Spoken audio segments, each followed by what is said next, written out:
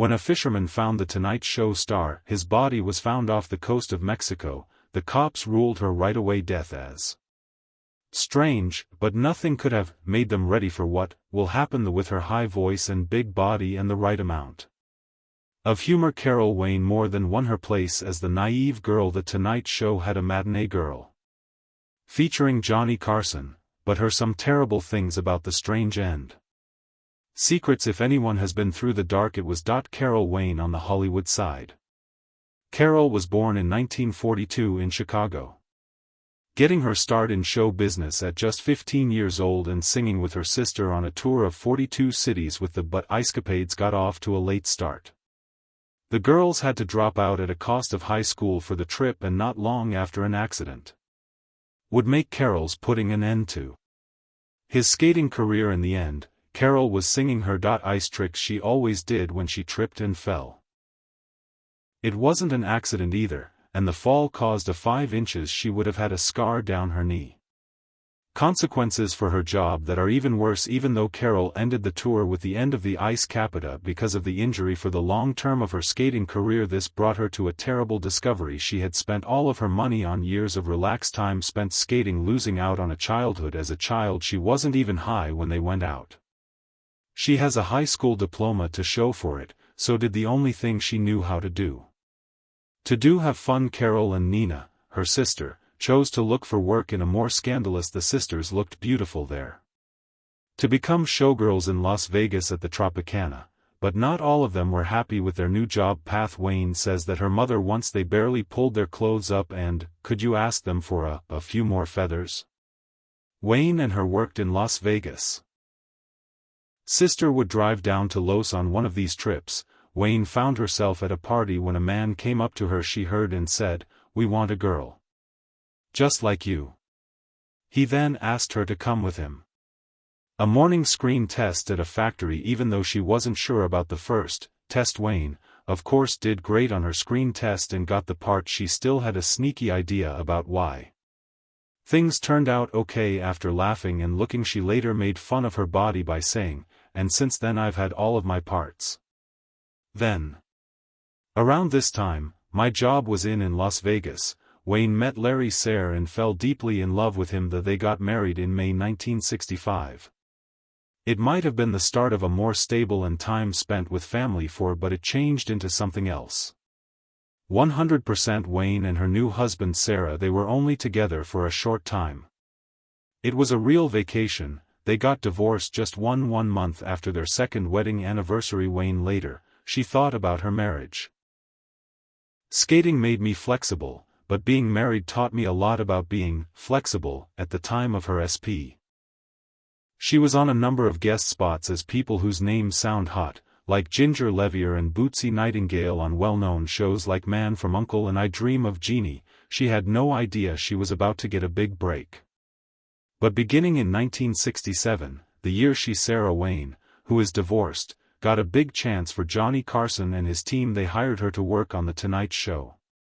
She played the same part in Art Fern's Tea Time, a well-known sketch in which she played the matinee lady as a good girl.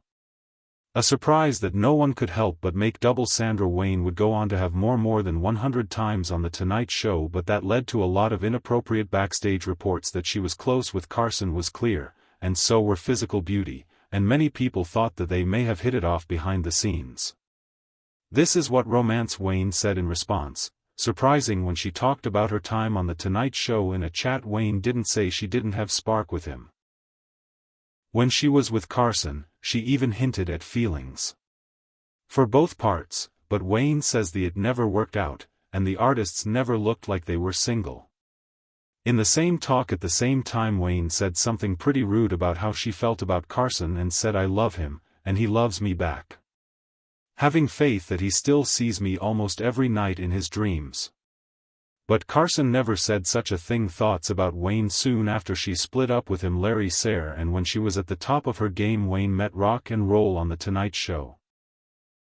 Photographer Barry of Roll Feinstein. Feinstein was really cool, and knew people and had close friendships with some of the best rock acts, things like Bob Dylan and tough guy Hollywood star Steve McQueen. Barry Feinstein's Mary Travers was the first wife of folk band Peter, Paul, and Mary, And from what when Wayne met the Babylon women in Hollywood Feinstein that he was still married to Mary but not for long did the singing pair split up in 1967, the same year Wayne broke up with his girlfriend.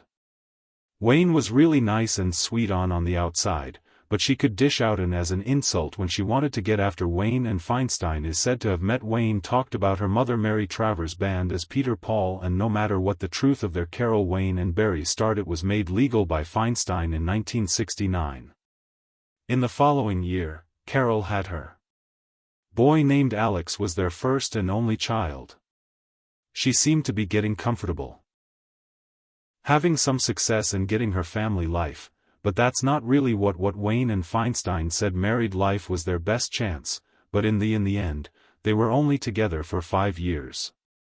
And a lot of that was probably for there in 1974, when they had a young son, they broke up. And Carol Wayne was looking for a new job. This time as a mom by herself. Carol I never had to wait long for a new man to come along. Show up in her life. Just a year after she split up with Feinstein, she got married to the TV, and Burt Sugarman was a film producer. He was an important maker on the type of TV shows that looked good on Wayne's Curve sparkling brand. When she got married, he was a writer for the show. Wayne was cast as famed Sweepstakes, a guest on both Sweepstakes and later show by Sugarman. Wayne was still a well-liked constant on The Tonight Show, but she had her plans to play more serious parts in movies. After being away from movies for almost 10 years, she came back to the big screen with a part as a nurse in the humor group Scavenger Hunt. Things looked like things are going well for Wayne in the early 1980s. Johnny Carson was upset with what was going on at The Tonight Show, said they were going to leave the show. The network freaked out at the thought of Carol Wayne was their biggest star. She must have been scared that her steady job was about to end. But NBC talked Carson out of leaving. The Tonight Show wasn't as long as usual, run time cut from an hour and a half to just 1 hour. Carson would have more time off after this, but they had to cut a lot of content from the show, such as The Matinee Girl in 1980, another one of Wayne's. Her marriage to a producer ended in divorce. Burt Sugarman got divorced, right at about the same time that her problems at the Tonight Show began for the first time.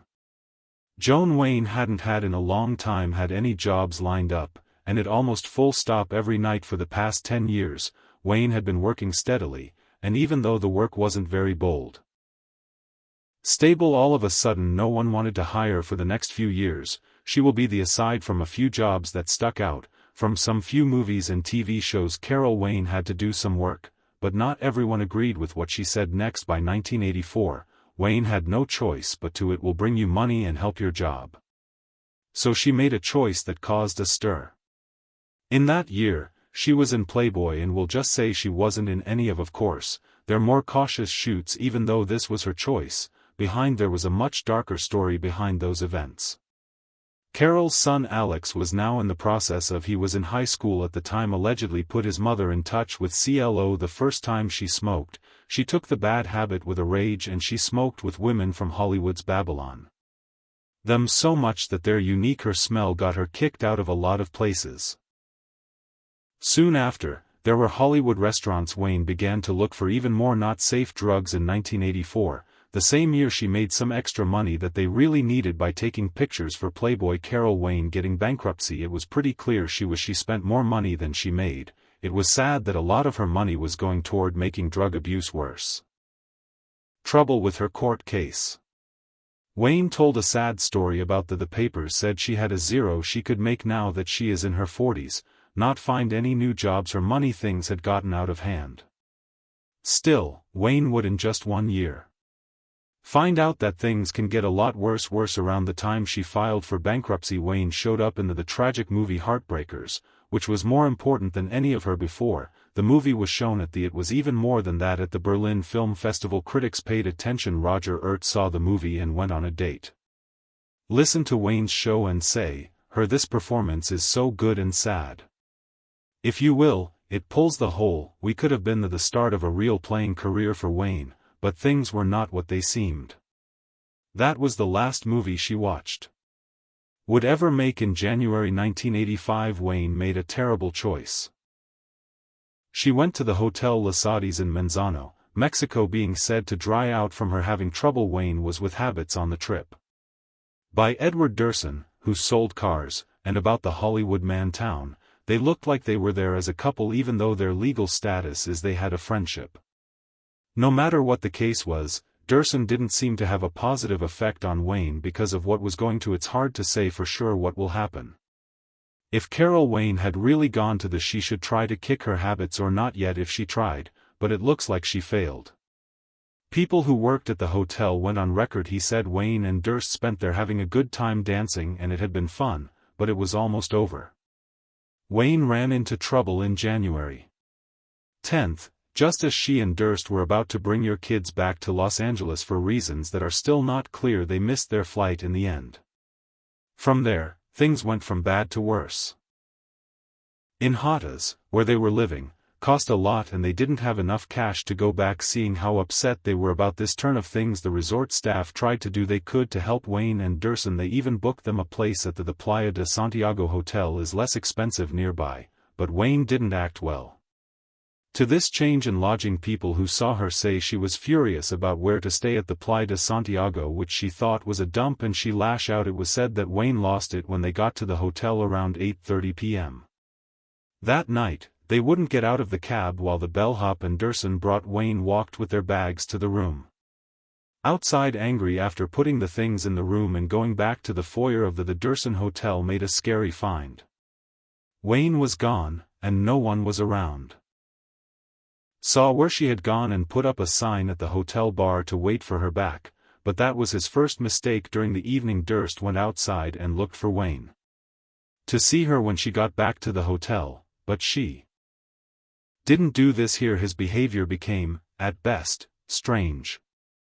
He just went to a different hotel, making it hard for Wayne to find him if she tried. Durst was tired of Wayne, and what he did next was he flew back to Los Angeles when it was very cold. He did take her things without her, though. Besides him telling the airline I would even pick them up in the morning. He hadn't seen her in a while, and he wasn't going to see her again. On January 13, 1985, a hunter was putting out his net when he made a shocking find. Carol Wayne's fully dressed body was floating in a small bay. He quickly pulled her in. It was too late to do anything about it.